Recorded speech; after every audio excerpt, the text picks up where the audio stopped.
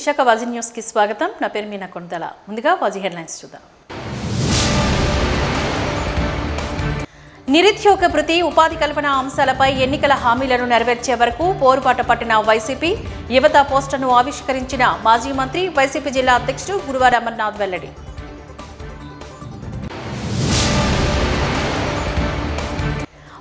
వృద్ధులకిచ్చే 4,000 రూపాయల పెన్షన్ అయినా అమలు చేయండి. ఏపీఎస్ఆర్టీసీ రిటైర్డ్ ఎంప్లాయీస్ ఆవేదన.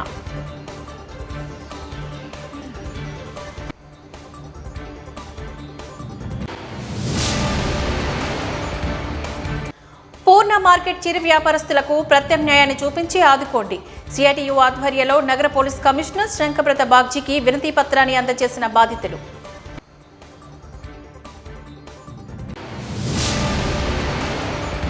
ఇక డీటెయిల్స్ చూద్దాం.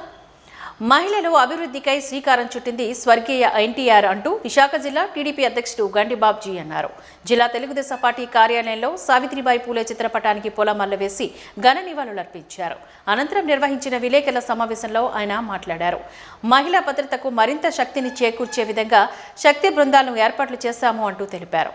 చేనేత రంగంలో మహిళలకు చేయూతనిచ్చేలా మార్కెటింగ్ సౌకర్యాలు కల్పనకు జిల్లాకు 60 లక్షల రూపాయల నిధులను కేటాయించామని అన్నారు.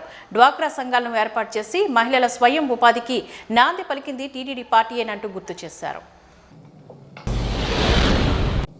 స్వర్గీయ నందమూరి తారక రామారావు గారు పార్టీ పెట్టినప్పటి నుంచి మహిళల కోసం ఎన్నో కార్యక్రమాలని ప్రారంభించి ఇవాళ మహిళలు వాళ్ళు సొంతంగా ఆర్థికంగా రాజకీయంగా మరి వేళ అభివృద్ధి చెందారంటే కేవలం తెలుగుదేశం పార్టీ వల్లనే అని చెప్పక తప్పదు.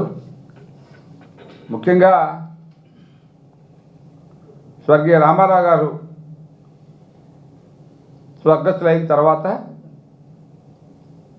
మరి చంద్రబాబు నాయుడు గారు ఆ పథకాలని కొన్నిటిని అమలు చేస్తూ ప్రత్యేకంగా డ్వాక్రా సంఘాలని చెప్పి స్థాపించి ప్రతి మహిళ కూడా ఇంట్లో కనీసం 10, 50, 100 అడగాలంటే మళ్ళీ భర్తనే అడుక్కోవాల్సిన పరిస్థితి వస్తుందని చెప్పి ఆడవాళ్ళకి, ముఖ్యంగా మధ్యతరగతి పేదవాళ్లకు ఇటువంటి సంఘాలు పెట్టి ఆర్థికంగా అభివృద్ధి చేయాలనే ఉద్దేశంతో ఆ రోజు ఈ డ్వాక్రా సంఘాలు పెడితే ఈవేళ మీకు తెలుసు ఎన్నో సంఘాలు స్వతంత్రంగా వ్యాపారం చేసుకుంటూ పిల్లల్ని చదివించుకుంటూ ఎంతో అభివృద్ధి చెందడం జరిగింది. అయినప్పటికీ ఇంకా చాలా కుటుంబాలు ఇంకా పావర్టీ లైన్ బిలో లెవెల్లో ఉన్నాయి. కాబట్టి ఈరోజు చంద్రబాబు నాయుడు గారు మొన్న ఈ మహిళా దినోత్సవం సందర్భంగా కొన్ని పథకాలు దగ్గర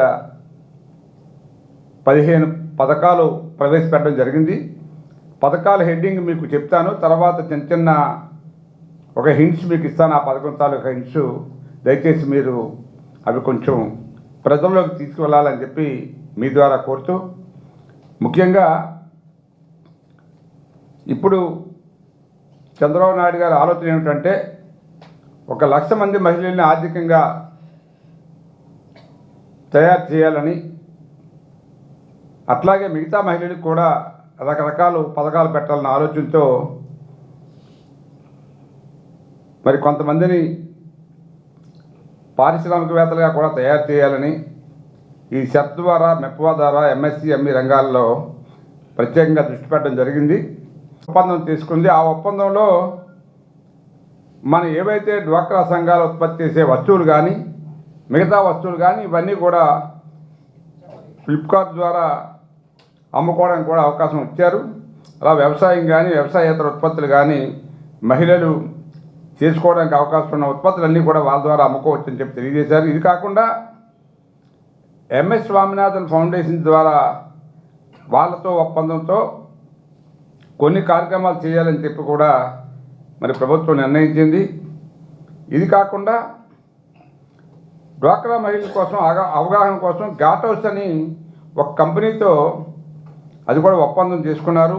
మహిళలకు ఎవరికైనా కంపెనీలు పెట్టాలన్నా లేకపోతే వాళ్ళు చేసే వ్యాపారంలో ఏదైనా సలహా ఇవ్వాలన్నా దాని ద్వారా కూడా మహిళలకు ట్రైనింగ్ ఇప్పించి తద్వారా అభివృద్ధి చేయాలనే ఆలోచనతో అది కూడా హెల్పర్లకు కూడా సుమారు 7,000 నుంచి 8,500 ఎంతో హెల్పర్లకు ఇస్తున్నాం.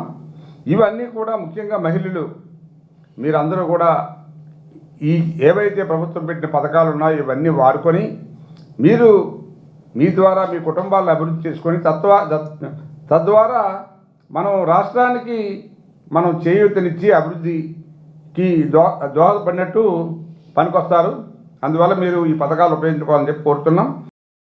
రాయచోటి శ్రీ వీరభద్రస్వామి ఊరేగింపుపై జరిగిన అన్య మతస్థుల దాడిని ఖండించాలని విశ్వ హిందూ పరిషత్ విశాఖ మహానగర్ నాయకులు డిమాండ్ చేశారు. ఈ మేరకు జీవీఎంసీ ఝర్నా చౌక్ వద్ద నిరసన కార్యక్రమాన్ని చేపట్టారు. ఈ సందర్భంగా వారు మాట్లాడుతూ పరమత సహనం అనేది ప్రజాస్వామ్యం రాకముందు నుంచి భారతదేశంలో అమల్లో ఉండేదని తెలిపారు. అన్ని మతాలను సమానంగా గౌరవించే శక్తి హిందువులకు మాత్రమే ఉందని ముస్లింలు మరొకసారి ఈ దాడి ద్వారా నిరూపించారని అన్నారు. పరమత సహనాన్ని అలవర్చుకునే దిశగా అన్ని మతాలు హుందాగా వ్యవహరించాలని కోరారు. అన్ని మతస్థుల దాడిపైన సమగ్ర విచారణ జరిపి నిందితులను శిక్షించాలని కోరారు. కార్యక్రమంలో విశ్వ హిందూ పరిషత్ నాయకులు, సభ్యులు, పలువురు హిందూ బంధువులు తదితరులు పాల్గొన్నారు. ప్రజాస్వామ్యం స్వాతంత్రం పొందిన నుంచి ఉంది. ఈ ప్రజాస్వామ్య దేశంలో అన్ని మతాలు సమానమే, అందరూ సమానమే. ఇక్కడ పరమత సహనం అనేటటువంటిది చిరకాలం నుంచి ఉంది. పరమత సహనం అనేటటువంటిది ఒక్క హిందువులకే కాదు, మిగతా మతాలకు కూడా ఉండాలి. అటువంటి మత సహనాన్ని కోల్పోయినటువంటి కొందరి మీద మాత్రమే ధర్నా, అందరి మీద కాదు. మతాలన్నిటి మీద మతాలకు యుద్ధం కాదు ఇది. పరమత సహనం పాటించకుండా రాయచోటిలో హిందువులందరూ కూడా వీరభద్రస్వామి వారి తాలూకా ఊరేగింపు జరుపుతూ ఉంటే ఆ ఊరేగింపు మీద దాడి చేసినటువంటి మతోన్మాదుల మీద ఈ ధర్నా చేస్తున్నారు. ఈ మతోన్మాదం అనేటటువంటిది భారతదేశంలో రాకూడదు. ఎందుకంటే ఇప్పుడిప్పుడే అభివృద్ధి చెందినటువంటి మన భారతదేశంలో మత సహనం అనేటటువంటిది చాలా చాలా ఇంపార్టెంట్. కాబట్టి రాష్ట్ర వ్యాప్తంగా విశ్వ హిందూ పరిషత్ చేస్తున్నటువంటి ఈ ధర్నాని మేము సమర్థిస్తున్నాం. దీన్ని ప్రజలందరూ తెలుసుకోవాల్సిన విషయం ఒకటే, వారు ఎవరైనప్పటికీ కూడా భారతీయులు. భారతదేశంలో సహనం అనేటటువంటిది మన తాలూకా రక్తంలో జీర్ణించుకుపోయింది. ఒక హిందూ పూజ చేస్తే చివరిలో తప్పకుండా చెప్పేది ఏంటంటే లోకా సమస్త సుఖినో భవంతు, అందరూ కూడా సుఖంగా ఉండాలి అనేటటువంటి ఈ పరమ సహనాన్ని అందరూ అర్థం చేసుకుని మత సహనం అనేటటువంటిది మన తాలూకా పుట్టుకలోనే ఉంది. ఏ విధంగా పుట్టినప్పటికీ కూడా, ఏ మతంలో పుట్టినప్పటికీ కూడా దీని భంగం కలిగిస్తే మొత్తం భారతదేశంలో ఉన్నటువంటి వారందరూ కూడా స్పందించి అటువంటి వ్యక్తుల్ని శిక్షించే వరకు కూడా మీరందరూ కూడా నినదించాలని మీ అందరికీ విజ్ఞప్తి చేస్తున్నాను. మీ అందరికీ తెలిసిన విషయమే, అన్నమయ్య జిల్లాలో రాయచోటి అనే ప్లేస్లో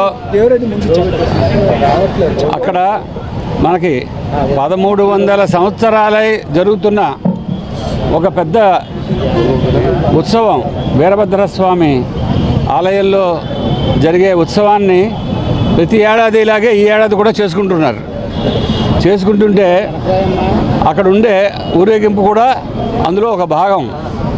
ఎక్కడ ఏ ఉత్సవం జరిగినా ఊరేగింపు ఉంటుంది, దేవుణ్ణి ఊరేగిస్తారు. అలాంటి ప్లేస్లో ఊరేగింపు జరుగుతుంటే అక్కడ మహమ్మదీయులు వచ్చి రాళ్ళు విసిరి చాలా అల్లరి చేసి దొరికిన వాళ్ళని కొట్టి నానా బీభత్సం చేస్తే వెంటనే పోలీస్ కంప్లైంట్ చేయడం జరిగింది. పోలీసులు వచ్చి వాళ్ళని ప్రొటెక్ట్ చేసి హిందువులు కొట్టారు. హిందువులు కొట్టడం మాత్రమే కాదు, కొంతమందిని అరెస్ట్ చేశారు. మగవాళ్ళు, ఆడవాళ్ళు, పిల్లల్ని కూడా కొట్టారు, అరెస్ట్ కూడా చేశారు. శాంతియుతంగా చేస్తున్న ఒక ఉత్సవానికి అఘూతం కల్పించిన వాళ్ళని నివారించడం మానేసి మరి రాజకీయ ప్రమేయమో లేక అక్కడ లోకల్గా ఉండే ఆ సబ్ ఇన్స్పెక్టరు, ఆ ఎస్ఐ, ఆ సర్కిల్ ఇన్స్పెక్టరు వాళ్ళ ప్రమేయమో మాకు తెలియదు. కానీ వాళ్ళందరూ కూడా మహమ్మదీయుల్ని సపోర్ట్ చేశారు, హిందువుల్ని వ్యతిరేకించారు. కొంతమందిని అరెస్ట్ కూడా చేశారు. మార్చి 12న యువత పోరు కార్యక్రమానికి శ్రీకారం చుట్టినట్లుగా మాజీ మంత్రి జిల్లా వైసీపీ అధ్యక్షుడు గుడివాడ అమర్నాథ్ తెలియజేశారు. ఈ మేరకు మద్దిలపాలెం పార్టీ కార్యాలయంలో ఏర్పాటు చేసిన విలేకరుల సమావేశంలో ఆయన మాట్లాడారు. యువత విద్యార్థి నాయకులతో కలిసి ఈ కార్యక్రమాన్ని విజయవంతం చేయాలి అంటూ ఆయన పిలుపునిచ్చారు. కూటమి ప్రభుత్వం ఎన్నికల్లో ఇచ్చిన హామీలను గాలికి వదిలేసిందని, వాటిని నెరవేర్చే వరకు యువత పోరు కార్యక్రమాన్ని కొనసాగిస్తామని తెలిపారు. అనంతరం పోస్టర్ను ఆవిష్కరించారు. కార్యక్రమంలోని వైఎస్ఆర్ కాంగ్రెస్ పార్టీ శ్రేణులు, కార్యకర్తలు తదితరులు పాల్గొన్నారు.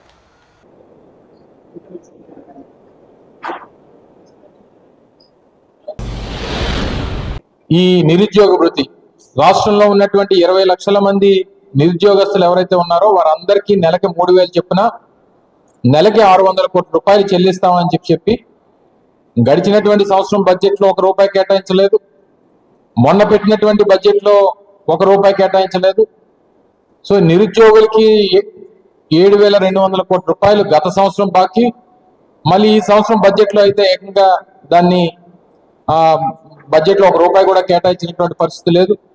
సో రాష్ట్రంలో ఉన్నటువంటి 20 లక్షల మంది నిరుద్యోగులు ఏదైతే వారు ఎన్నికల ముందు మాట ఇచ్చారో, ఇచ్చినటువంటి మాట ప్రకారం ప్రతి నిరుద్యోగి కూడా 3,000 రూపాయలు నిరుద్యోగ వృత్తి ఇచ్చేటువంటి దానికి, ప్రభుత్వం మీద ఒత్తిడి తీసుకొచ్చేటువంటి దానికి రాష్ట్రంలో ఉన్నటువంటి యువత పక్షాన రేపు 12వ తారీఖున జరగబోయేటువంటి కార్యక్రమంలో ఈ ప్రధానమైనటువంటి అంశాన్ని కూడా అందులో పొందుపరచడం జరిగింది. మరి రేపు 12వ తారీఖు ఈ రాష్ట్రంలో ఉన్నటువంటి యువత పక్షాన అన్ని జిల్లా కేంద్రాల్లో కూడా ఫీజు రియంబర్స్మెంట్ తో పాటు నిరుద్యోగ వృత్తి కూడా వెంటనే ఆ హామీని కూడా అమలు చేయాలన్నటువంటి ఉద్దేశంతో ఆ అంశాన్ని కూడా ఇందులో పెట్టడం, పొందుపరచడం జరిగింది.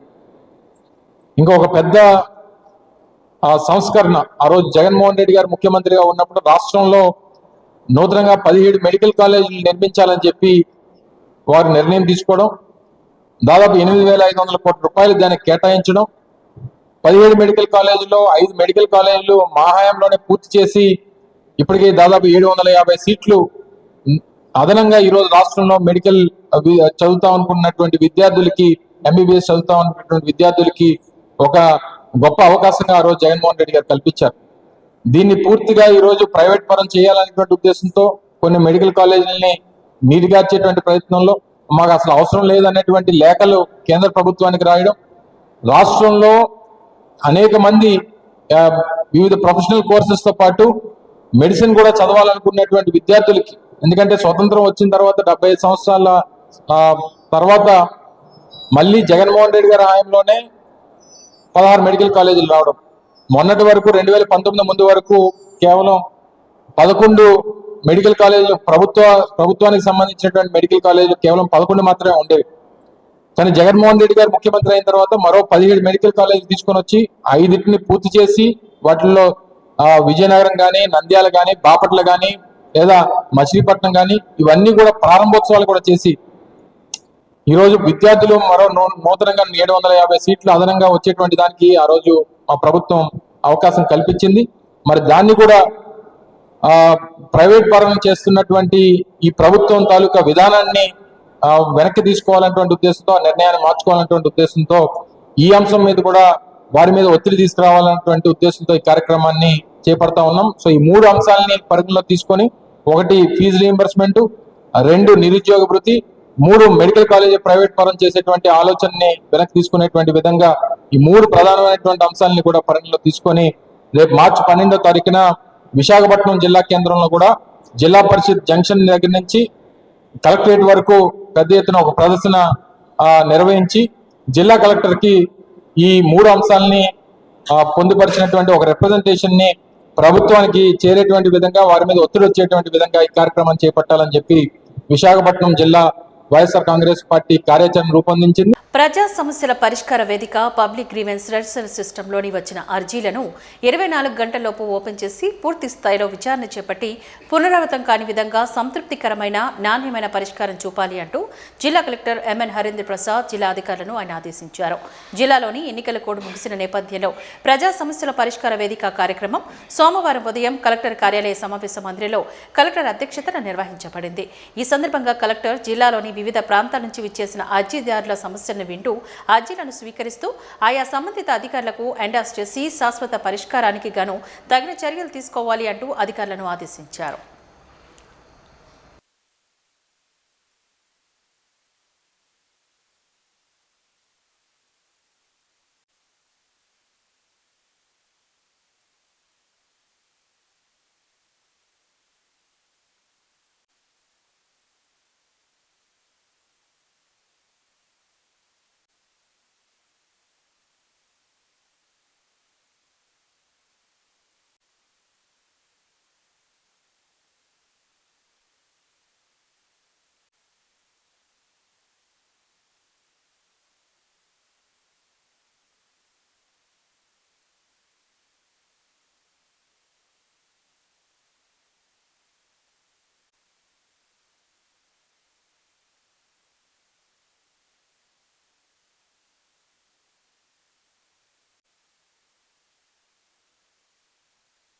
హోటల్ మేఘాలయలో జరిగిన రోజా అనుమానాస్పద మృతిపై సమగ్ర విచారణ జరిపించాలి అంటూ మహిళా చేతన ప్రధాన కార్యదర్శి కె పద్మ డిమాండ్ చేశారు. ఈ మేరకు డాబా గార్డెన్స్ ప్రెస్ క్లబ్లో ఏర్పాటు చేసిన మీడియా సమావేశంలో ఆమె మాట్లాడారు. మార్చి 6న రోజా హోటల్ గదిలో చనిపోతే ఎఫ్ఐఆర్ నమోదు చేసిన 3వ పట్టణ పోలీసులు మీడియాకు తెలియపరచకపోవడం ఆశ్చర్యం, అనుమానాస్పదంగా ఉందని ఆరోపించారు. హోటల్ గదిలోని డాక్టర్ శ్రీధర్ ఎవరని, ఆమె అతని రూమ్కి ఎందుకు వచ్చిందని, రోజా మృతి చెందినప్పుడు హోటల్ రూమ్లోనే అతను ఉండగా పోలీసులు హోటల్ మేనేజ్ నుంచి కంప్లైంట్ ఎందుకు తీసుకున్నారని అడిగారు. మృతికి కారణాలు తెలియకుండానే ఎఫ్ఐఆర్లోని నో ఎక్స్క్యూజ్డ్ అనే ఎలా రాశారని, మరి ఏసీపీ లక్ష్మణమూర్తి అనుమానాస్పద మృతిని ఎలా చెప్పారని ఆరోపించారు.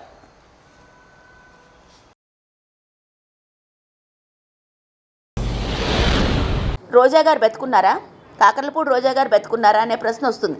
కానీ నిన్న రాత్రి పోలీసులు ఇచ్చినటువంటి ప్రెస్ నోట్లో శ్రీధర్ని అరెస్ట్ చేసినట్టు, కోర్టులో హాజరుపరచదలుచుకున్నట్టు, అబెట్మెంట్ టు సూసైడ్ అనేటటువంటి సెక్షన్స్ని పెట్టి కేసు నమోదు చేసినట్టుగా ఆ ప్రెస్ నోట్ అయితే నేను చూశాను. మరి ఒక్క రోజులో ఎందుకు మారింది ఇదంతా ఎందుకు మారిందంటే, దీనికి సంబంధించిన సమాచారం అంతా బయటికి పొక్కి వివిధ పత్రికల్లోని అలాగే మీడియాలోని దీని మీద కథనాలు రావడం వలన తప్పని పరిస్థితుల్లో మాత్రమే పోలీసులు ఈ కేసుని నమోదు చేసి ఇప్పటికైనా కానీ మరి ప్రకటిస్తారో లేదో తెలియదు. ఎక్కడైనా ఒక మధ్యతరగతి వాళ్ళు లేకపోతే ఒక పేద వర్గాలకు చెందినటువంటి వాళ్ళు ఒక నేరంలో పాల్గొన్నారన్నప్పుడు వెంటనే కమిషనర్ ఆఫీస్లో పెద్ద ప్రెస్ మీట్ని అరేంజ్ చేసేసి ఆ నిందితుడి మొహానికి నల్లగొడ్డ వేసేసి నల్ల తొడుగు తొడిగేసి నానా హంగామా చేసే పోలీసులు ఈ కేసు విషయమే ఇప్పటివరకు ఎందుకు ప్రెస్ మీట్ పెట్టలేదు? ఆమె కుటుంబ సభ్యులు కనుక ఈ విషయాలు బయటకు రాకూడదు అనుకున్నారనే మనం అనుకుందాం. అంతా ఏమన్నా అతీతులా, లేకపోతే చట్టంలో ఇలాంటి వెసులుబాటు ఏమన్నా ఉందా? పలానా కుటుంబాల వాళ్ళు, లేకపోతే ఈ వర్గానికి చెందిన వాళ్ళు, ఈ క్లాస్కి చెందిన వాళ్ళు, ఈ కాస్ట్కి చెందిన వాళ్ళు చచ్చిపోతేనో లేకపోతే నేరంలో ఇన్వాల్వ్ అయితేనో దీన్ని బయటికి చెప్పక్కర్లేదు అనేటటువంటి వెసులుబాటు ఏమన్నా చట్టంలో ఉందా? లేదా 3 టౌన్ వాళ్ళకి ఏమైనా ప్రత్యేకమైన చట్టాలు ఉన్నాయా? అసలు చట్టాన్ని ఎన్ఫోర్స్ చేసేటటువంటి అధికారులు ఇంత లొసుగులతో, ఇంత తప్పుడు పద్ధతిలో తప్పుడు సమాచారాన్ని బయటకు అందించడం, అసలు ముందు ఆమె ఎందుకు చచ్చిపోయింది అంటే హ్యాంగింగ్ అని చెప్పేయడం. గతంలోని రైతులకు నష్టపరిహారం ఇచ్చిన విధంగానే 1 వంతు దేవాదాయ శాఖకు, 2 వంతులు రైతులకు ఇవ్వాలని డిమాండ్ చేస్తూ బాధిత రైతులు నేడు కలెక్టరేట్ వద్ద నిరసన కార్యక్రమాన్ని చేపట్టారు. పెందుర్తి నుంచి నార్త్ సింహాచలం గోపాలపట్నం మధ్యలో నిర్మించే రైల్వే ఫ్లైఓవర్ బ్రిడ్జ్ వల్ల తమ ఎంతో కాలంగా సాగు చేసుకుంటున్న భూమిని పోగొట్టుకుంటున్నాము అంటూ ఆవేదన వ్యక్తం చేశారు. వ్యవసాయం మాత్రమే తమ ఉపాధి అని, నష్టపోతున్న తరుణంలోని నష్టపరిహారాన్ని ప్రభుత్వాలు న్యాయపరంగా ఇవ్వాలి అంటే వారు డిమాండ్ చేశారు. ఈ మేరకు కలెక్టర్ విజ్ఞప్తి చేసినట్లుగా వారు వెల్లడించారు.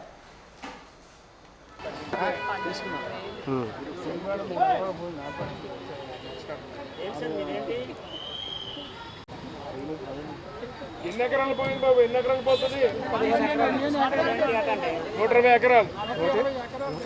ఎంత? 12 ఎకరాలు. ఏం పండుతున్నారు? ఏం పండిస్తున్నారు అందులో? రిజిస్ట్రేషన్ చేసుకోలేదు. మన తాత్కాలిక నుంచి భూమి మనం ఎందుకు రిజిస్ట్రేషన్ చేసుకోవాలని మనం చేసుకోలేదు. ఆ చేసుకోక దేవస్థానం పాటికి నాకు సొంతం కానీ మీకు సొంతం లేదన్నట్టు ఈ రోజుకి పోరాడుతుంది. అందుకు మనమంతా కలిపి ఏకగ్రంగా పేపర్ మొన్న ఇవాళ పూర్తి కలెక్టర్ ఆఫీస్కి ఇవాళ వచ్చినారండి. అంతకుముందు అప్పుడు ఉండిపోయిన భూమితో సాగా మన భూమికి ఫలితార్థం కావాలని కోరుకున్నది. ఆ టైంలో రిజర్వేర్ వచ్చేసి మా భూములు కొన్ని చాలా మోటే పోనాయి నష్టపరిహారం. ఆ రోజుల్లోనూ దేవస్థానం కొంచెం రైతులకి 2 వంతులు చొప్పుని ఇవ్వడం జరిగింది. అలాగే హౌసింగ్ కూడా పైన గవర్నమెంట్ ల్యాండ్ రైతుల దగ్గర కొని అది కూడా హౌసింగ్ ఇవ్వడం జరిగింది. అలాగే ఈరోజు ఏంటంటే మెట్రో ట్రైన్ పెందుర్తి నుంచి ఇటు దువ్వాడ అంటే ఇటు గోపాలపట్నం నుంచి ఇలాగ డైరెక్టర్గా దువ్వాడ ఇచ్చేస్తున్నాడు అనమాట. ఎందుకంటే దువ్వాడ డైరెక్టర్గా వెళ్ళాలంటే ఇక్కడ 4 పట్టాలు క్రాసింగ్ అవ్వాలి. పట్టాలు క్రాసింగ్ అవ్వాలంటే బండి లేట్ అవుతుంది. అందుకోసం ఏంటంటే ఓవర్ బ్రిడ్జి ఇక్కడ నుంచి డైరెక్టర్ పెందుర్తి నుంచి నార్త్ డైరెక్ట్గా ఫ్లైఓవర్ వేస్తున్నారనమాట. దీనికి నష్టపరిహారం ఏంటంటే ఆల్రెడీగా అందులోని ఆకుకూరలు మాత్రం పండించుకొని జీవిస్తున్నారు. చింతలగ్గురోను మా ఊరును.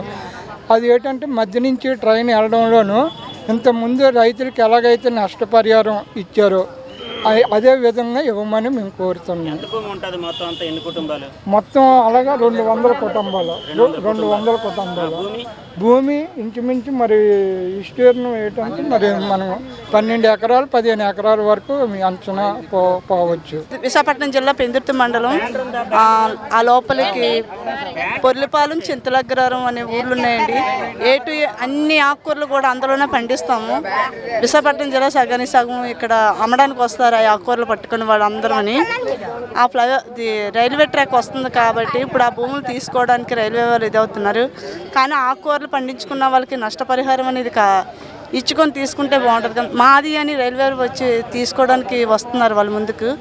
కానీ దాని పరిష్కారం ఏంటంటే ఎంఆర్ఓ గారికి ఇచ్చాము, దానికి మాకు ఇంకా స్పందించలేదు. మళ్ళీ కలెక్టర్ గారు, జిల్లా కలెక్టర్ గారి కాడికి వచ్చామండి. ఆయన ఏమైనా మాకు న్యాయం చేస్తారని వచ్చాము.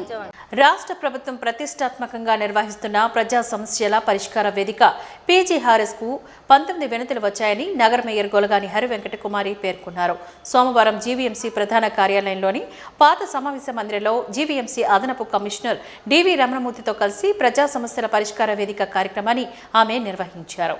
ఈ కార్యక్రమంలోని అదనపు కమిషనర్ ఆర్ సోమనారాయణ, ప్రధాన ఇంజనీర్ పి శివప్రసాద్ రాజు, ప్రధాన వైద్యాధికారి doctor ESP Naresh Kumar, chief city planner A Prabhakar Rao, assistant examiner of accounts Adinarayana, DCR S Srinivas, DDH M Damodararao, పర్యవేక్షక ఇంజనీర్లు గోవిందరావు, సత్యనారాయణరాజు, రాజేంద్ర కృష్ణ, సిపి మీనాకుమారి, డీసీపీ హరిదాసు, కార్యనిర్వాహక ఇంజనీర్ చిరంజీవి, డిపిఓలు MPD Phaniram, L Suresh, CVO doctor N Kishore, source director Appal Raju, biologist Sambamurthy, RFO Hanumantharao తదితరులు ఈ కార్యక్రమంలో పాల్గొన్నారు.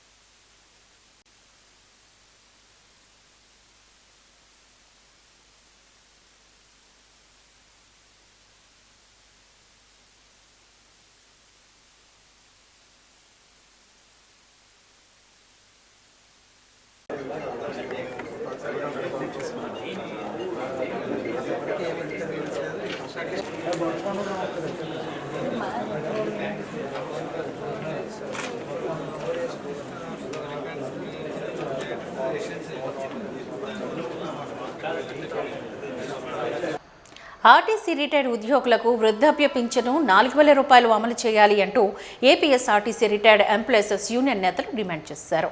ఈ మేరకు ఈ నెల 14న చలో విజయవాడ కార్యక్రమాన్ని చేపట్టినట్లుగా వారు వెల్లడించారు. ఈ సందర్భంగా జీవీఎంసీ గాంధీ విగ్రహం వద్ద ఏపీఎస్ఆర్టీసీ రిటైర్డ్ ఎంప్లాయీస్ యూనియన్ ఆధ్వర్యంలో నిరసన ధర్నాను చేపట్టారు. ఈ సందర్భంగా వారు మీడియాతో మాట్లాడుతూ 2014 ముందు ఏపీఎస్ఆర్టీసీలో రిటైర్ అయిన 6,000 మంది ఉద్యోగస్తులకు గాను కేవలం 1,000-1,500 పెన్షన్ డబ్బులు మాత్రమే నేటికి అందుతున్నాయని తెలిపారు. కొందరు ఉద్యోగులకు ఇప్పటికీ కూడా రిటైర్మెంట్ బెనిఫిట్లు అందలేదని ఆరోపించారు. ఆర్టీసీలో పనిచేసే రిటైర్డ్ అయిన తమకు పెన్షన్ పెంచి కనీసం 98 అందజేయాలని రాష్ట్ర ప్రభుత్వాల్లోని అభ్యర్థించిన నేటికి పెన్షన్ పెంపు కార్యరూపం దాల్చలేదని అన్నారు. కాబట్టి ఇప్పటికైనా కూడా రాష్ట్ర ప్రభుత్వం స్పందించి వృద్ధులకు ఇస్తున్న 4,000 రూపాయల వృద్ధాప్య పెన్షన్లు తమకు వర్తింపచేయాలి అంటూ విజ్ఞప్తి చేస్తున్నారు.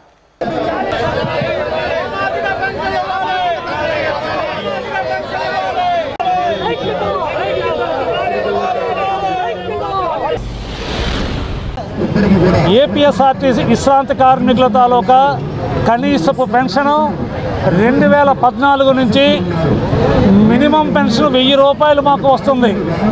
ఆ 1,000 రూపాయల పెన్షన్తో భార్యాభర్తలు ఇద్దరు ఈ సుమారు 70 నుంచి 85 సంవత్సరం లోపు వయసు వాళ్ళం మేమంతా.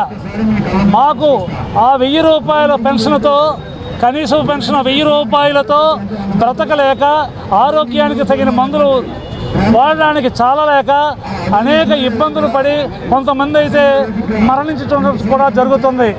ఈ కార్యక్రమంలో మేము తెలియజేసింది ఏమనగా ఈ రాష్ట్ర ప్రభుత్వ సీఎం గారికి సవినీయంగా మనం చేసుకున్నది ఏమనగా మీరు పేదల పెన్నిదిగా మీరు అనేక సంక్షేమ పథకాలతో ఈవేళ ప్రజారంజకంగా పరిపాలిస్తున్నారు. ఈ తరుణంలో మా గురించి కూడా ఒకానొక సభలో మీరు చెప్పి ఉన్నారు, ఏపీఎస్ఆర్టీసీ కార్మికుల మినిమం పెన్షన్ చాలా తక్కువగా ఉంది, వాళ్ళకి న్యాయం చేయవలసినటువంటి బాధ్యత మాకుంది అని మీరు మనవి చేసి ఉన్నారు. ఆ విజ్ఞప్తి మేరకు మాలో ఈరోజు ఆశ కలిగి ఈ కార్యక్రమాన్ని నెలకొల్పడం జరిగింది. ఈ కార్యక్రమం ద్వారా ఈవేళ ఆంధ్రప్రదేశ్లో గవర్నమెంట్ తరఫున మన ముఖ్యమంత్రి వర్యులు 4,000 రూపాయలు వృద్ధాప్య పెన్షన్ ప్రకటించి ఉన్నారు, అది అమలుపరిచి ఉన్నారు. అదే పరిస్థితి మాకు నెలకి 1,000 రూపాయలు మినిమం పెన్షన్ అయితే మా సంవత్సర ఆదాయం 12,000. సోదరులారా, ఈరోజు మాకు వృద్ధాప్య పెన్షన్ మేము ఏపీఎస్ఆర్టీసీలో వాళ్ళు వెళ్ళి మేము అక్కడ సచివాలయంకి వెళ్ళి పెడితే మీరు గవర్నమెంట్ ఎంప్లాయ్ అంటున్నారు. కానీ గవర్నమెంట్ ఎంప్లాయ్ అనేసరికి మాకు వచ్చి పెన్షన్ 1,000 రూపాయలు. 1,000 రూపాయలు గవర్నమెంట్ ఏంటో నాకు అర్థం కావట్లా. గతంలో ఇదే సీఎం గారికి మేము 2014లో కూడా మేము మెమోని ఇవ్వడం జరిగింది. ఆ రోజున ఇదే చంద్రబాబు నాయుడు గారు సీఎం గారు ఆ రోజు మీకు అందరికీ కల్పిస్తామని చెప్పడం జరిగింది. ఈలో ప్రభుత్వం కూలిపోవడం జరిగింది. ప్రభుత్వం కూలిపోయిన తర్వాత మళ్ళీ వైఎస్ఆర్ వచ్చి ఆ వాళ్ళు కూడా మాకు చేయలేదు. తర్వాత ఇప్పుడు కూడా కూటమి ప్రభుత్వం వచ్చింది. ఈ కూటమి ప్రభుత్వాన్ని మాకు న్యాయం చేస్తుందని చాలా చాలా బాధపడుతున్నాం. ఎందుకంటే 1,000 రూపాయల పెన్షన్తో మీకు అందరూ తెలుసు, టీ తాగితే 10 రూపాయలు. మరి టీ తాగితే 10 రూపాయలు అయితే మేము ఏ రకంగా బ్రతకాలం ఫ్యామిలీతో. అలాగే చాలామంది కూడా మాకున్న పిల్లలు మీకు అందరికీ తెలుసు, ప్రభుత్వానికి తెలుసు, ఇక్కడ ఉన్న వాళ్ళందరికీ తెలుసు. ఎవరి పిల్లలు ఎవరు పట్టించుకోవట్లా. భర్త భార్య గడవాలంటే కనీసం 10,000 15,000 ఉండాలి. అటువంటిది మాకు కనీసం వృద్ధాప్య పెన్షన్ 4,000 రూపాయలు ఇచ్చినా కాస్త కోస్తా మేము మెరుగుపడతామని సీఎం గారిని కోరుకుంటున్నాం. అలాగే బీజేపీ ప్రభుత్వం ఉంది, మాకు పెన్షన్ మినిమం పెన్షన్ 2014 ముందు వాళ్ళకి 5 పెన్షన్ ఇస్తున్నారు. 2014 ముందు రిటైర్ అయిన వాళ్ళకి మాకు చాలా తక్కువ జీతాలు ఆ రోజుల్లో. ఆ రోజులు మేము రిటైర్ అయ్యేసరికి మాకు వచ్చింది 6,000 7,000 గ్రాడ్యుయేట్తో సహా. మరి అటువంటి అంత కష్టపడి ఆర్టీసీని డెవలప్ చేసి మేము ఈ రోజున ఎన్ని ఇబ్బందులు పడుతున్నాం అంటే కనీసం మినిమం పెన్షన్ మాకు 10,000 రూపాయలు ఇవ్వమని మేము మొన్న పిఎఫ్ ఆఫీస్లో ధర్నా చేయడం జరిగింది. ఆ ధర్నాకు కూడా ఇంతవరకు స్పందన లేదు. మా ఈ పిఎఫ్ తాలూకు అమౌంట్ 9,000 కోట్లు అక్కడ ఉంది, అయినప్పుడు కూడా ఎవరు కూడా స్పందించలేదు. మా రిటైర్మెంట్ అసోసియేషన్ ఎంప్లాయీస్ని ఎవరు కూడా ప్రభుత్వాన్ని, కూటమి ప్రభుత్వాన్ని, అటు సెంట్రల్ ప్రభుత్వాన్ని రిక్వెస్ట్ చేసుకొని తోపుడు బండ్ల చిరు వ్యాపారస్తులకు ఉపాధి రక్షణ స్థలం కల్పించాలి అంటూ నినందిస్తూ చిరు వర్తకులు ర్యాలీని నిర్వహించారు. తోపుడు బండ్లు వర్తక కార్మిక సంఘం సిఐటియు ఆధ్వర్యంలో పూనా మార్కెట్ వద్ద వారంతా ఆందోళన బాటపట్టారు. అనంతరం పోలీస్ కమిషనరేట్కు తరలి వెళ్లి నగర పోలీస్ కమిషనర్ డాక్టర్ వినతి పత్రాన్ని అందజేశారు. ఈ సందర్భంగా సిఐటియు నాయకులు మాట్లాడారు. ట్రాఫిక్కు ఇబ్బంది కలగకుండా ప్రత్యామ్నాయ మార్గాన్ని అన్వేషించే విధంగా 1 టౌన్ పోలీస్ అధికారులకు ఆదేశాలను జారీ చేశారని తెలిపారు. కార్యక్రమంలో సిఐటియు జగదంబ జోన్ కార్యదర్శి అండ్ సుబ్బారావు వర్తక సంఘ సభ్యులకు చంద్రశేఖర్, సంతోష్, అధిక సంఖ్యలో చిరు వ్యాపారస్తులు తదితరులు పాల్గొన్నారు.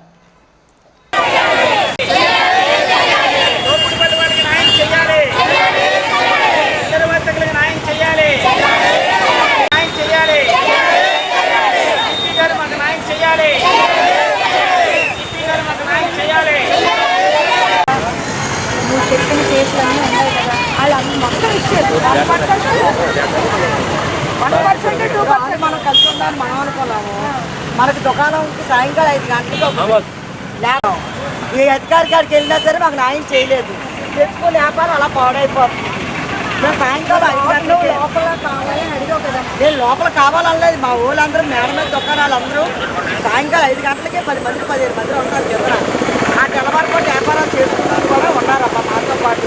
నీవు లోపల వెళ్తామని మాట్లాడి సార్ గారు మాట్లాడుకోవాలి అందరూ ఇచ్చారు. గడిచిన 33 రోజులుగా పూర్ణ మార్కెట్ రోడ్లో జంగిళ్ళు వ్యాపారం చేసుకుంటున్న వాళ్ళని తొలగించారు. ఇది చట్ట వ్యతిరేకమని మేము భావిస్తున్నాము. సిఐటియుగా ఇది చట్ట వ్యతిరేకం. ఎందుకంటే ఎక్కడ వాడిని అక్కడ వ్యాపారం చేసుకోవడానికి అవకాశం ఇవ్వాలి. 2013 వీధి వ్యాపారస్తుల వృత్తి రక్షణ చట్టం ప్రకారం జీవీఎంసీ వారు, పోలీసు వారు అందరూ కలుపుకొని ఎక్కడ వాడిని అక్కడ వ్యాపారం చేసుకోవడానికి అవకాశం ఇస్తేనే న్యాయం జరుగుతుంది. అదే సుప్రీంకోర్టు చెప్పింది, అదే చట్టం చెప్పింది. ఇప్పుడు సిపి గారిని వెళ్ళి కలిసాము. సిపి గారు చెప్పింది ఏంటంటే ఆ వీధిలోంచి అంబులెన్స్ వెళ్ళాలి అన్న, ఆ వీధిలోంచి ఒక ఫైర్ ఇంజన్ వెళ్ళాలి అనుకున్న ఆ రోడ్లోంచి చాలా ప్రాబ్లం అవుతుంది. కాబట్టి వీళ్ళందరికీ కూడా లోపల ఏర్పాటు చేయమని చెప్పి 1 టౌన్ సిఐ గారు జీడి బాబు గారికి కూడా చెప్పున్నారు. మేము ఆ రకంగా మొత్తం స్థలం మొత్తం అంతా పరిశీలన చేసి శాశ్వత పరిష్కారం అయ్యేటట్టు చూస్తామని సిపి గారు హామీ ఇస్తున్నారు. కాబట్టి వీళ్ళందరి వృత్తి కోసం సిపి గారు, పోలీసు వారు, జీవీఎంసీ వారు తగిన చర్యలు వెంటనే చేపట్టి వారు ఇంకా నష్టపోకుండా చూడాలి అని చెప్పి వీధి వ్యాపారస్తుల సంఘం సిఐటియు తరఫున మేము ప్రభుత్వాన్ని విజ్ఞప్తి చేస్తాం. స్వార్థ రాజకీయాలకు స్వస్తి చెప్పి జీవీఎంసీ కమిషనర్కు వెంటనే నియమించాలి అంటూ సిపిఐ సిపిఎం కార్పొరేటర్లు స్టాలిన్ గంగారావు డిమాండ్ చేశారు. ఈ మేరకు జీవీఎంసీ ప్రధాన గేటు వద్ద ప్లకార్డులు పట్టుకొని నినాదాలు చేశారు. ఈ సందర్భంగా వారు మాట్లాడుతూ తక్షణమే జీవీఎంసీ కమిషనర్ను నియమించాలని రాష్ట్ర ప్రభుత్వాన్ని వారు డిమాండ్ చేశారు. గత 2 నెలల నుంచి జీవీఎంసీ కమిషనర్ లేరని, దీంతో ప్రజా సమస్యలని అపరిష్కృతంగా మిగిలిపోయాయి అంటూ ఆవేదన వ్యక్తం చేశారు.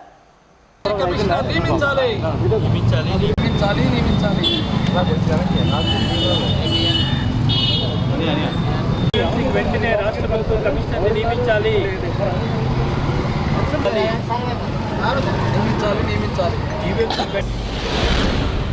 గ్రేటర్ విశాఖపట్నం మున్సిపల్ కార్పొరేషన్కి ఐఏఎస్ కమిషనర్ లేకుండా రాష్ట్ర ప్రభుత్వం నిర్లక్ష్యం చేయటం అనేటువంటి జరుగుతుంది. కనుక పరిపాలన అంతా కూడా పూర్తిగా జీవీఎంసీలో కుంటుపడినటువంటి పరిస్థితి ఏర్పడింది.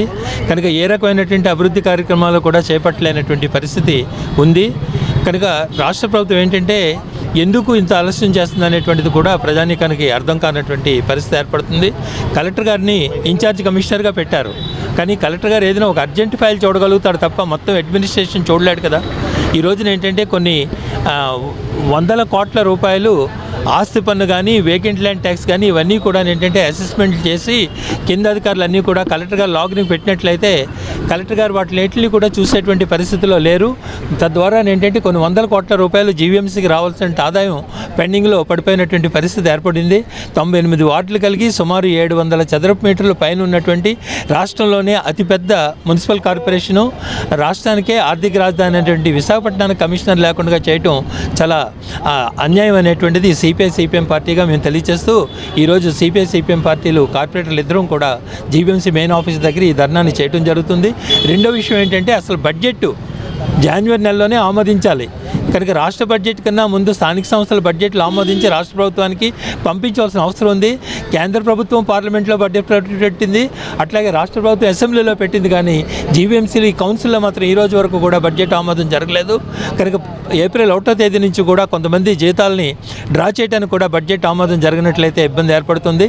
ఈ పరిస్థితులన్నింటినీ దృష్టిలో పెట్టుకుని రాష్ట్ర ముఖ్యమంత్రి చంద్రబాబు నాయుడు గారు, deputy chief minister Pawan Kalyan గారు, విశాఖ నగర పాలక సంస్థ అతిపెద్ద మున్సిపల్ కార్పొరేషను, 25 లక్షల పైన జనాభా కలిగినటువంటి ఈ నగరానికి గత 2 నెలల నుంచి మున్సిపల్ కమిషనర్ లేకుండా ఒక అనామక సంస్థగా, అనాథ సంస్థగా మార్చేయటాన్ని సిపిఎం సిపిఐ కార్పొరేటర్లుగా మేము తీవ్రంగా ఖండిస్తూ ఉన్నాము. ఈ కూటమి ప్రభుత్వం వచ్చిన తర్వాతే సంపత్ కుమార్ అనేటువంటి ఆయన్ని విశాఖ మున్సిపల్ కార్పొరేషన్ కమిషనర్గా నియమించారు. 5 నెలలు తిరగకముందే ఆయన మార్చేశారు. ఆయన ఉన్న 5 నెలల కాలంలో ప్రజా సమస్యల పరిష్కారం కోసం, ముఖ్యంగా ప్రజల అభిమానం చూరుకున్నటువంటి మంచి ఆఫీసర్గా పేరు తెచ్చుకున్నాడు. ఆయన మార్చేశారు. మార్చేసి 2 నెలలు అయింది. ఎందుకు మార్చాల్సి వచ్చింది? కారణం చెప్పలేదు. పని మార్చారు. వెంటనే మరో ఐఏఎస్ ఆఫీసర్ని కమిషనర్గా వేయాలి కదా, ఎందుకే లేదు?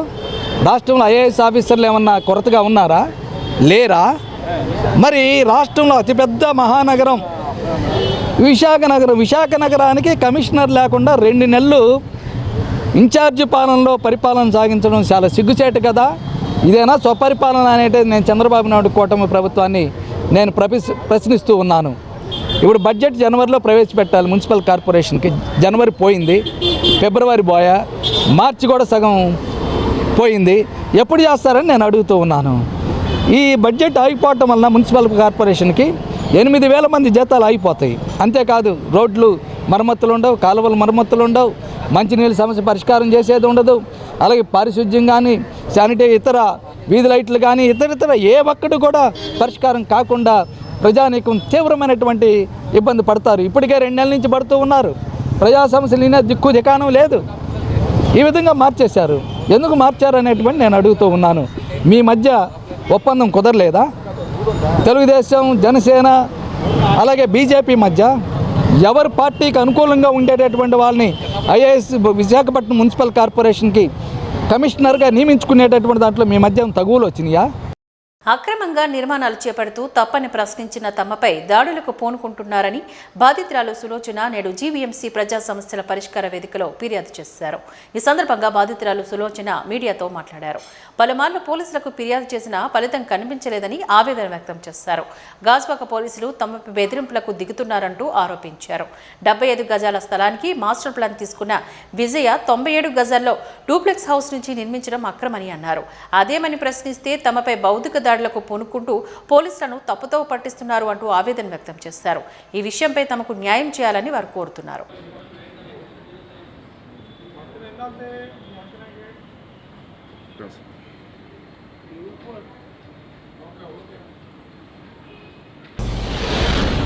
గాజువాకలో 76వ వార్డు భరత్ నగర్ జగ్గు జంక్షన్లో ఉండేటటువంటి ఒక సాధారణమైనటువంటి మహిళ యొక్క ఇంటికి సంబంధించి అత్యంత దౌర్జన్యంగా పక్కనే ఉండేటటువంటి ఒక యజమాని ఇంట్లోకి జొరబడి వాళ్ళ ఇంటి మీదకి స్లాబులు వేయటాన్ని మేము తీవ్రంగా ఖండిస్తూ ఉన్నాము. దీని వెనక అధికార తెలుగుదేశం పార్టీ యొక్క కార్పొరేటరు ఈ విధంగా తప్పుడు పద్ధతుల్లో వ్యవహరించడాన్ని మేము తీవ్రంగా ఖండిస్తూ ఉన్నాము. మున్సిపల్ కార్పొరేషన్ వాళ్ళు ఫిర్యాదు చేసినప్పుడు వచ్చి దాన్ని పగలగొడుతున్నారు. తర్వాత మరలా అధికార పార్టీకి సంబంధించినటువంటి వాళ్ళు అధికారుల మీద ఒత్తిడి తీసుకొచ్చి వాళ్ళు భయపెట్టి మరలా తిరిగి వాళ్ళ ఇంటి మీద స్లాబ్ లేపించడం, వాళ్ళ ఇంటి పక్కనే ఆనించి గోడలు కట్టించడం, ప్లాన్కి విరుద్ధంగా అన్ని రకాలైనటువంటి చర్యలు చేస్తూ ఉంటే పక్క ఇంటి వాళ్ళని వాళ్ళ యొక్క స్థలాన్ని కూడా ఎంక్రోచ్ చేసి బలవంతంగా చేసేటటువంటి చర్యలు చేస్తుంటే వాళ్ళ మీద చర్యలు తీసుకోకుండా అధికార పార్టీ కార్పొరేటరు ఈరోజు వాళ్ళ కొమ్ముగాయటం అనేటువంటిది చాలా ఆందోళన కలిగిస్తూ ఉన్నటువంటిది. రెండవది పోలీసులు, గాజువాక పోలీసులు ఈ వ్యవహారంలో చేస్తున్నటువంటి చాలా తప్పుడు పద్ధతులు వ్యవహరిస్తున్నారు. వీళ్ళని స్టేషన్కి పిలిపించేసి స్టేషన్లో కూర్చోబెట్టి మీ మీద రౌడీ షీటర్లు పెడతామంటున్నారంట. ఆ పోలీస్ స్టేషన్లో ఉండేటటువంటి అధికారి ఆ విధంగా తప్పుడు పద్ధతులు వ్యవహరిస్తూ ఉన్నాడు. ఎవరి మీద కేసులు పెడతాడు? పెట్టమను, రౌడీ కేసు పెట్టమను చూద్దాం. ఈ విధంగా పోలీస్ కమిషనర్ కూడా మేము కంప్లైంట్ ఇస్తాం అతని మీద.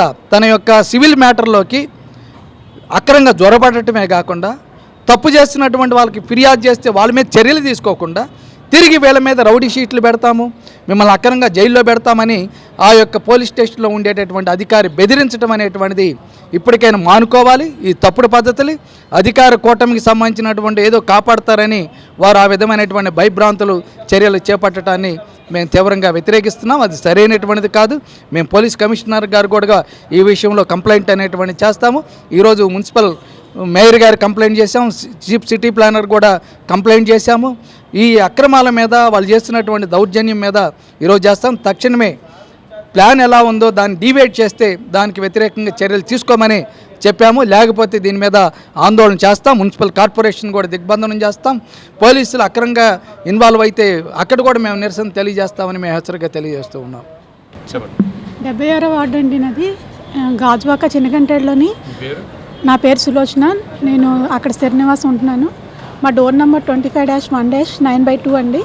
మా పక్కనే ఉంటున్న విజయ అనే ఆవిడ కరెంటు వైర్లు ఉన్నాయి కదండి, టవర్ కింద డూప్లెక్స్ హౌస్కి పర్మిషన్ తీసుకొని డూప్లెక్స్ హౌస్ నిర్మాణం చేస్తూ మా యొక్క స్థలాన్ని కూడా ఆక్రమించి మా ఇంట్లోకి చొరబడి స్లాబ్ పెంచేసి, అంటే అక్కడ ఉన్న 76 వార్డు కార్పొరేటర్ అండదండలతోటి మమ్మల్ని బెదిరిస్తూ, మా పేరు కార్పొరేటర్ అండి, కార్పొరేటర్ 76 వారు కార్పొరేటర్ గారు ఉన్నారు కదండి, వాళ్ళ అండదండలతోటి మమ్మల్ని బెదిరిస్తూ మాపై దౌర్జన్యంగా కొడుతున్నారండి. అట్లీస్ట్ మేము గాజువాక పోలీస్ స్టేషన్కి వెళ్ళామండి, సిపి గారికి కంప్లైంట్ ఇచ్చాము, కలెక్టర్ గారికి కంప్లైంట్ ఇచ్చాము, ఎంఆర్ఓ గారికి కంప్లైంట్ ఇచ్చాము. ఏం చేసినా సరే వాళ్ళు అక్కడ నుంచి ఆర్డర్స్ పంపిస్తున్నారు. కానీ గాజువాక జీవీఎంసీ ఆఫీస్కి వచ్చేటప్పటికి కమిషనర్ గారు ఎటువంటి నిర్ణయం కూడా వాళ్ళ మీద టౌన్ ప్లానింగ్ వాళ్ళు కానీ నిర్ణయం తీసుకోవట్లేదండి. వాళ్ళకి ఇచ్చిన ప్లానింగ్ 77 గజాలు అయితే వాళ్ళు 93 గజాలు కట్టినా కూడా అది కూడా ఆ టవర్ కింద డూప్లెక్స్ హౌస్కి పర్మిషన్ ఇవ్వకూడదండి. పర్మిషన్ ఇచ్చి మా దౌర్జన్యం చేస్తున్నా కూడా ఎవరు కూడా రెస్పాన్స్ అవ్వట్లేదండి, చోద్యం చూస్తున్నారు అంతే. జీవీఎంసీ అధికారులు 3 years నుంచి అండి, 2023 నుంచి February 4th నుంచి నేను ఇక్కడ కంప్లైంట్ పెడుతున్నాను. అయినా సరే ఇప్పటివరకు నాకు న్యాయం మాత్రం జరగలేదండి. ఏ విధంగా మాకు న్యాయం జరిపించాలని మేము కోరుతున్నామండి. వాళ్ళపై ఏ అధికారులైనా సరే కఠిన చర్యలు తీసుకొని మాకు న్యాయం జరిపించాలని కోరుతున్నాము. మేము ఆల్రెడీ పేపర్లో కూడా వేయించామండి. పేపర్లో వేయించినా కూడా వాళ్ళు ఏ విధంగా రెస్పాన్స్ అవ్వట్లేదండి. ఏం చేసినా కూడా హై టెన్షన్ వైర్ల కింద డూప్లెక్స్ హౌస్ నిర్మాణం చేయడమే కాకుండా దౌర్జన్యం చేస్తూ మా ఇంటి మీదకి వచ్చి మా ఇంట్లో కొడుతున్నారండి. చిన్నపిల్లలు ఉన్నారు మా ఇంట్లో, మా చిన్నపిల్లలు కూడా మా పిల్లలు కొట్టారు, మా హస్బెండ్ వైఫ్ని కొట్టారు, మా మామయ్య గారిని కొట్టారండి హ్యాండిక్యాప్డ్. కొట్టినా కూడా ఈ పోలీసులు కానీ ఎవరు కూడా వాళ్ళ మీద ఏ విధమైన చర్యలు తీసుకోవట్లేదు. ఎన్నిసార్లు కంప్లైంట్ పెట్టినా కూడా తిరిగి మా మీదే ఎఫ్ఐఆర్ ఫైల్ చేశారండి స్టేషన్లో కూడా. మాకు తగిన న్యాయం చేయాలని మేము కోరుతున్నామండి అంతే.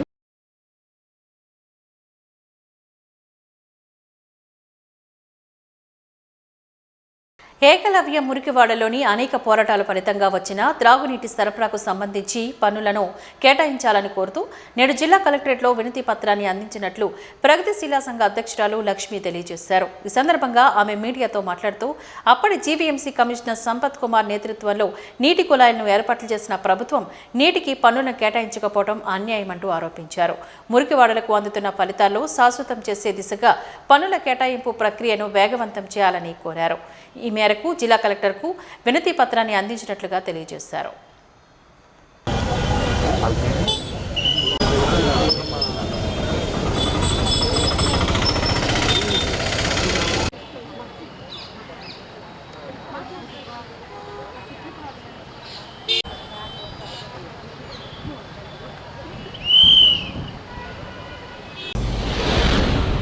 పదే పదే పెందుర్తి ఎంఆర్ఓ గారు ఆ పరిధిలో ఉన్న మండల పరిధిలో ఉన్న సమస్యలని మేము గ్రీవెన్స్లో తీసుకొని వస్తున్నాము కలెక్టర్ గారి దృష్టికి. కానీ అవి పరిష్కారానికి నోచుకోవడం లేదు. ఇప్పటికైనా పరిష్కారం చేయాలని కోరుకుంటున్నాం. ఈరోజు ప్రధానంగా మురికివాడ నివాస సంక్షేమ సంఘంగా ప్రగతిశీల మహిళా సంఘంగా మేము ఇచ్చిన పిటిషన్లో ప్రధానమైనది ఈరోజు మురికివాడ సమస్యగా సాధుమఠం ఏకలవ్య కాలనీ వాళ్ళకి బేసిక్ ఎమ్యూనిటీస్ కల్పించడం కోసం సెక్షువల్ ట్యాక్స్ వేయాలని చెప్పి సంపత్ కుమార్ గారు కమిషనర్గా ఉన్నప్పుడు చెప్తే దాన్ని అమలు చేయడానికి సంబంధించి వచ్చేసరికి వాళ్ళు ఎంఆర్ఓ గారు లెటర్ పెట్టారు కాబట్టి మేము ఇవ్వమని చెప్పేసి జీవీఎంసీ వాళ్ళు చెప్పారు. కాబట్టి ఎందుకు లెటర్ పెట్టారనే విషయాన్ని పరిశీలించాల్సిందిగా దాన్ని పక్కన పెట్టేసి వాళ్ళకి ఉపయోగపడే విధంగా చేయాలని చెప్పి వాళ్ళ లబ్ధాలకు న్యాయం చేసే విధంగా చేయాలని చెప్పి కలెక్టర్ గారిని కోరడం జరిగింది. వెంటనే విచారణకు ఆదేశించడం అనేది జరిగింది. మరి ఆ విచారణ వెంటనే ఏమవుద్దో చూడాలి. అదేవిధంగా పులగానపాలెం 100 సర్వే నెంబర్లో ఉన్న ప్రభుత్వ భూమిలో నివసిస్తున్న పేదలకి దాన్ని క్రమబద్ధీకరించాలని కోరుతున్నాం. ఆ సర్వే నెంబర్ పేరు మీద వేరే సర్వే నెంబర్ చూపిస్తే ఇలాంటి నమ్మకాలు చేస్తున్న కబ్జాదారుల యొక్క ఆగడాలను ఆపేసి ఆ ప్రభుత్వ భూమిని ప్రొటెక్ట్ చేసి ఇల్లు లేని పేదలందరూ కూడా అక్కడ ఇల్లు నిర్మించాలని చెప్పేసి ఆ డిమాండ్తో కూడా కలవడం జరిగింది. తర్వాత ప్రధాన మహిళా సమస్య ఏ విధంగా అయితే ఇక్కడ 7 సార్లు మన ఆక్సిజన్ కాలనీలో ఉన్న మహిళలు వాళ్ళంతా వాళ్ళ భర్తల ఆర్మీలో పనిచేస్తుంటే ఒంటరిగా కుటుంబాన్ని నడుపుకుంటున్న ఈ మహిళలందరూ కూడా వాళ్ళ యొక్క ఉమ్మడి అవసరాల కోసం ఉంచుకున్న ఆ ప్రభుత్వ భూమిని బుర్రా రాజేష్ అతను కబ్జా చేసి 200 గజాల పైగా ఉన్న స్థలాన్ని ఆయన అక్రమ నిర్మాణాలు కట్టుకుంటుంటే దీన్ని ఆపండి, ఇదంతా మా స్థలము, మా గ్రామం యొక్క స్థలము, గ్రామ ప్రయోజనాలకు ఉపయోగపడాలని కలెక్టర్ గారికి ఇప్పుడు 7 సార్లుగా గ్రీవెన్స్లో వచ్చి ఫిర్యాదు చేశారు. అయినప్పటికీ కలెక్టర్ గారు చెప్తూనే ఉన్నారు అక్కడ యథేచ్ఛగా కట్టడాలు కొనసాగుతూనే ఉన్నాయి. దీని మీద మళ్ళీ ఈరోజు అడిగితే తీసేసేయండి సీసీపీ గారు చెప్పారు. కానీ ఇది ఆచరణ అవుద్దో లేదో మేము నమ్మకం లేదు. అంటే అన్ని వ్యవస్థలు ప్రజాస్వామ్యము, దీనికి ఒక పద్ధతి, గ్రీవెన్స్ సంబంధించిన ఫిర్యాదుకు ఒక ఫలితము ఇవన్నీ ఉంటాలని మేము ఆశిస్తాము. కానీ అది ఆచరణలో అమలు కాని పరిస్థితి అనేది ఏర్పడుతుంది. ఈ వ్యవస్థ యొక్క పనితీరుకి అర్థం పడుతుంది. ఇప్పటికైనా ఆక్సిజన్ కాలనీ యొక్క మహిళల యొక్క సమస్య ఏదైతే ఉందో దాన్ని పరిష్కరించాలని ఈరోజు మహిళా సంఘంగా కూడా కలెక్టర్ గారి దృష్టికి తీసుకెళ్ళడం జరిగింది. గాజువాక పరిసర ప్రాంతాల్లో ప్రభుత్వ ప్రైవేటు భూములను అనధికారికంగా ఆక్రమించి వాణిజ్య కాంప్లెక్స్లను, ఫంక్షన్ హాళ్లను ఏర్పాట్లు చేస్తూ భూ కబ్జాలకు పాల్పడుతున్నారు అంటూ బి అప్పారావు ఆరోపించారు. ఈ మేరకు జీవీఎంసీ ప్రజా సమస్యల పరిష్కార వేదిక కార్యక్రమంలో కమిషనర్కు వినతి పత్రాన్ని అందజేస్తామని తెలిపారు. ఈ సందర్భంగా ఆయన మీడియాతో మాట్లాడుతూ 88వ వార్డులో సూర్యప్రభ ఫంక్షన్ హాల్ నివాస ప్రాంతాల్లో ఏర్పాట్లు చేయడం అక్రమార్గమని అన్నారు. ఎటువంటి నియమ నిబంధనలు పాటించకుండా నిర్వహిస్తున్నారు అంటూ ఆరోపించారు.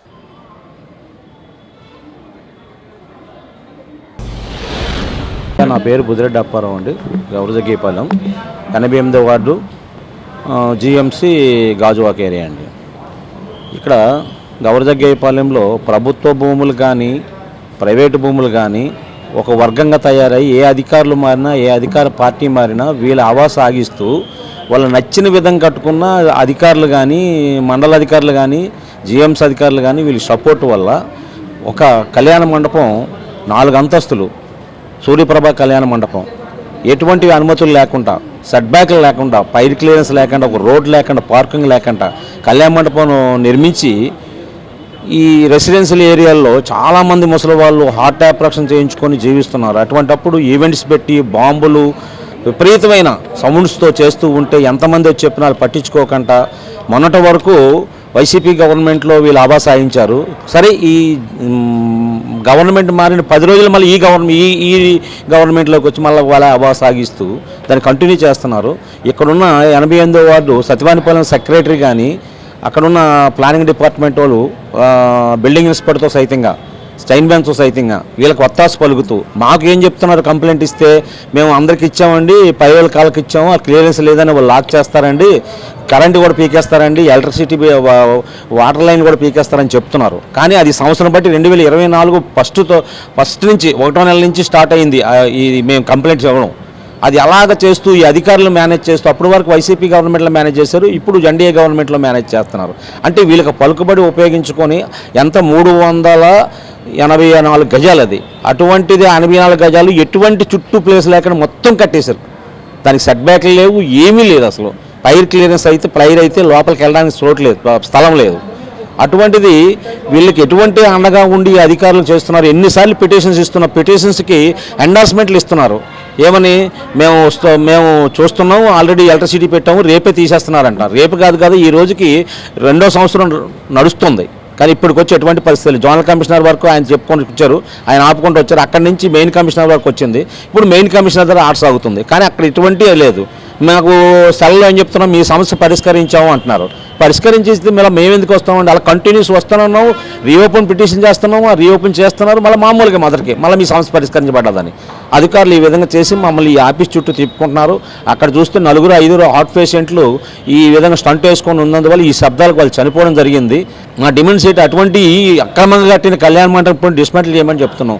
దానికి ఇచ్చిన సప్లైస్ కానీ ఇప్పుడు వస్తున్న వాటర్ లైన్ కూడా ఇచ్చేశారు. మేము కంప్లైంట్ ఇస్తుంటే వాటర్ లైన్ ఇచ్చారు, దానికి మేము కంప్లైంట్ ఇస్తుంటే పన్ను వేశారు దానికి. ఇప్పుడు అంటే వాళ్ళు ఇంకా ఎటువంటి చర్య తీసుకోరు అధికారులు. కనుక ఈ అధికారుల పైన చర్య తీసుకొని అక్కడ ఎవరెవరైతే సెక్రటరీ కొంతవరకు నారాయణరావు సెక్రటరీ ఉండేవాడు, ఆయన బ్రహ్మాండంగా ఆట ఆడించాడు కళ్యాణ మండపం. ఇప్పుడు నిర్మించిన కళ్యాణ మండపాన్ని కాపాడడానికి ఇప్పుడు వచ్చిన కొత్త సెక్రటరీ రెడీ చేస్తున్నాడు.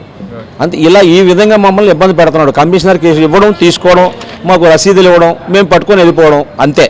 ఇక మిగతా ఏమీ జరగడం లేదు. ఆ కళ్యాణ మండపాలకు ఆడు ఈవెంట్లు పెడుతున్నాడు, బాంబులు పెడుతున్నాడు. అరే ముసలాళ్ళు ఉన్నారు కళ్యాణ అపార్ట్మెంట్లో, అంటే పక్క అపార్ట్మెంట్లో పక్కన స్కూల్ ఉంది కదా, పిల్లలు ఉన్నారంటే అప్పుడు పట్టించుకోవడం లేదు.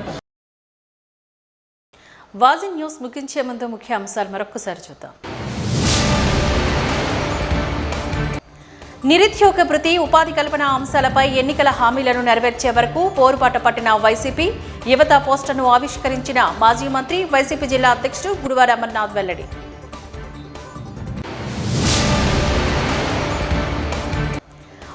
వృద్ధులకిచ్చి 4,000 రూపాయల పెన్షన్ అయినా అమలు చేయండి, ఏపీఎస్ఆర్టీసీ రిటైర్డ్ ఎంప్లాయీస్ ఆవేదన.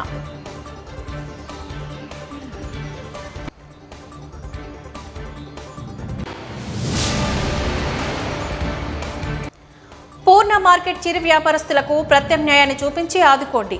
సిఐటియు ఆధ్వర్యంలో నగర పోలీస్ కమిషనర్ శంకప్రత బాగ్జీకి వినతి పత్రాన్ని అందజేసిన బాధితులు.